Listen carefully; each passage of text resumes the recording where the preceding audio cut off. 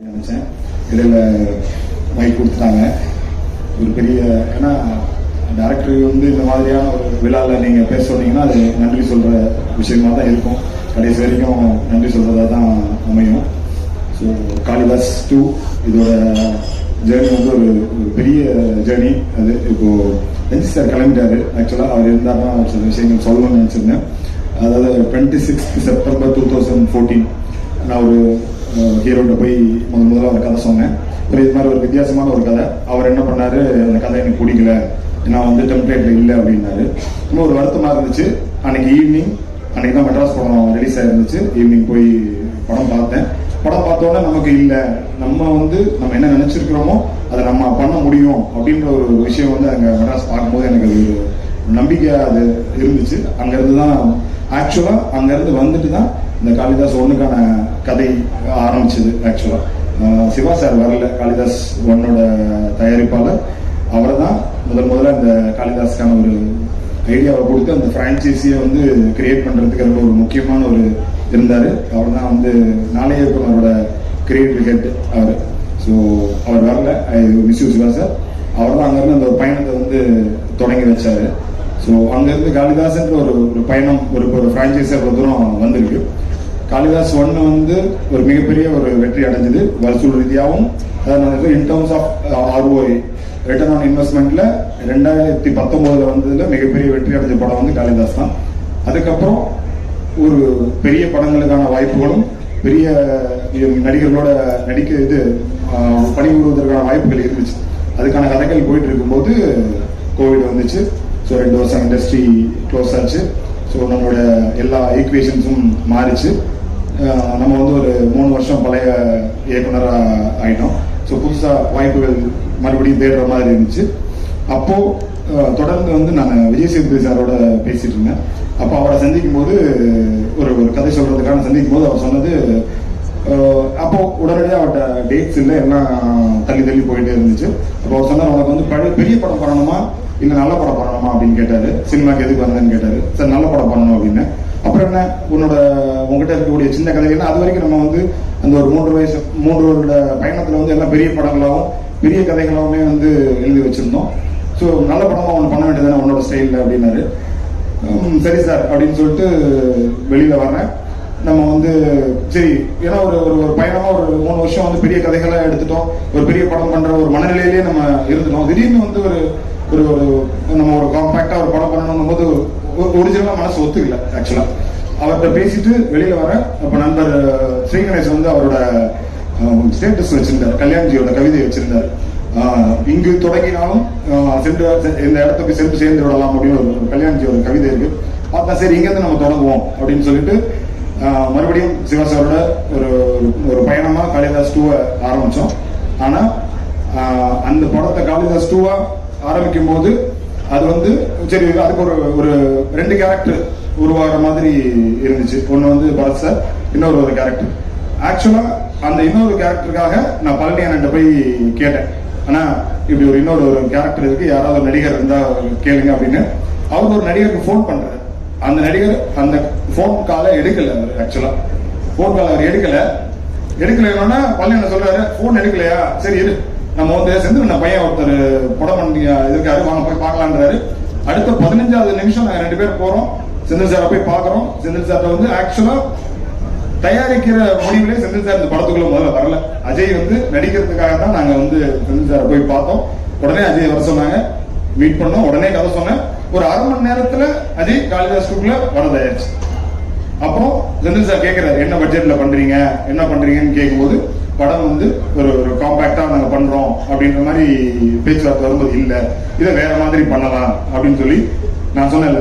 Vijay Sethupathi sir சொன்ன மாதிரி ஒரு நல்ல படம் தான். நல்ல படத்தை செந்தில் சார் பெரிய படம் ஆகிட்டார். ஆக்சுவலா நான் பெரிய படமா பண்ணணுமா நல்ல படம் பண்ணணுமான் போது அது நல்ல படமா தான் இருக்கணும் அப்படின்னு நினைச்சேன். அந்த நல்ல படத்தை செந்தில் சார் வந்து முக்கியமா நாராயணசாமி சார் 2 பேருமா சேர்ந்து இதை வந்து ஒரு பெரிய படமா வந்து ஆக்கிட்டாங்க. படம் வரும்போது உங்களுக்கு தெரியும் அதோட ஸ்கேல் எப்படி இருக்கு அப்படின்றது தெரியும்.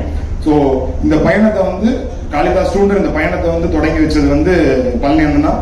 பழனி அண்ணனுக்கு வந்து என்ன சொல்றது, நன்றிலாம் சொல்ல முடியாது அவருக்கு.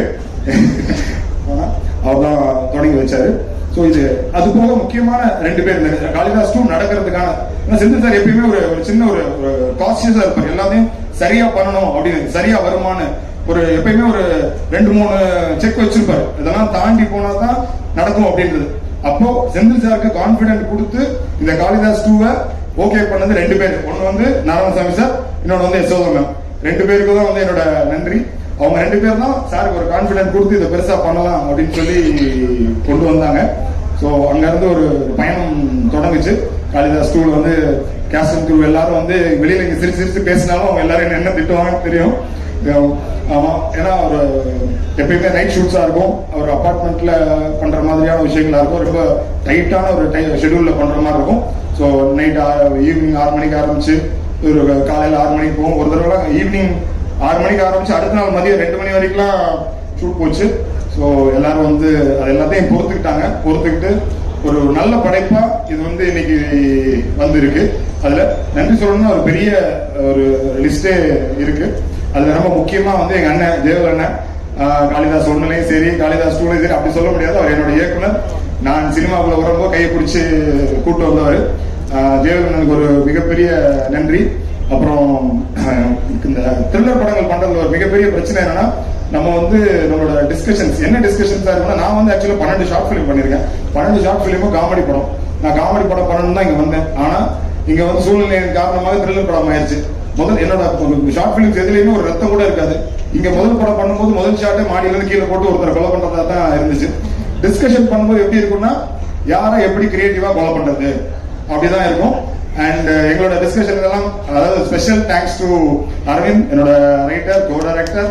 அண்ட் ஆல்மோஸ்ட் ஒரு 8 வருஷமா என்ன சொல்றது, என் ஒய்ஃபோட பேசினதோட அதிகமா வந்து அரவிந்தோட பேசினது தான் இருக்கும். And thank you so much Aravind. ரொம்ப எமோஷனலான ஒரு மேடை.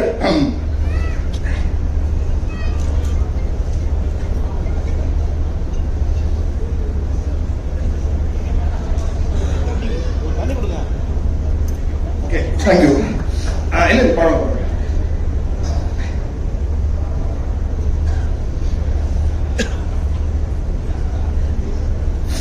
ஓகே, ஒரு இது இவ்வளவு பெரிய மேடையை கொடுத்த செந்தில் சாருக்கும் நாராயணசாமி சாருக்கும் மிக நன்றி. முடிக்க முன்னாடி ஒரு 2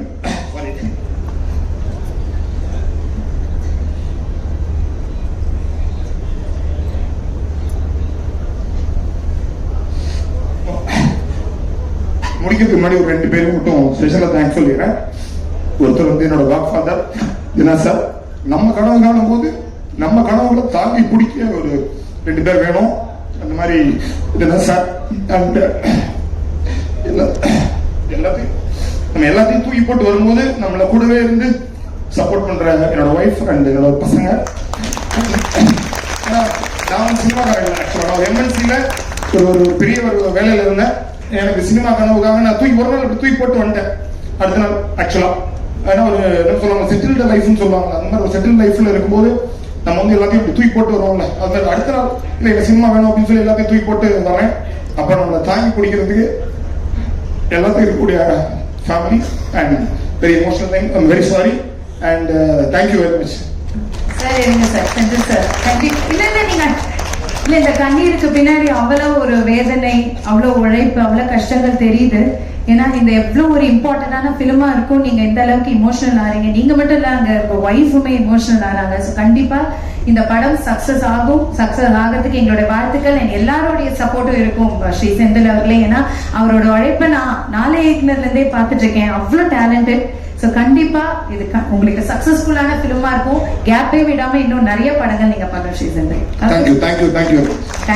thank you so much. Thank you.